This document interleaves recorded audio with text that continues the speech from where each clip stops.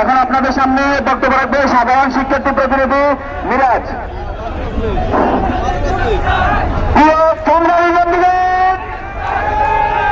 আপনারা জানেন অনেক বছর ধরে নোয়াখালীর সাথে বন্ধুত্ব করে আসছে।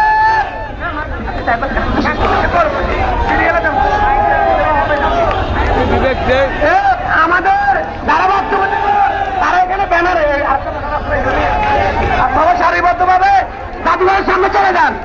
সীমিতভাবে অনুরোধ, আপনারা যারা এখানে মানববন্ধন অংশগ্রহণ করছেন সবাই জাদুঘরের দিকে চলে যান।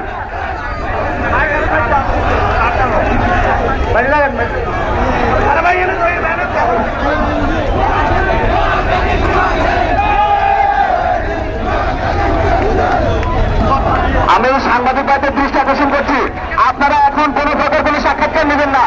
সাংবাদিক ভাইদের দৃষ্টি আকর্ষণ করছি, আপনারা কোন সাক্ষাৎকার নেবেন না। আপনার সাক্ষাৎকার নিতে গিয়ে আমাদের প্রকারের বিশৃঙ্খলা সৃষ্টি হচ্ছে। আপনারা সাক্ষাৎকার গুলো প্রকারের পরে নেবেন।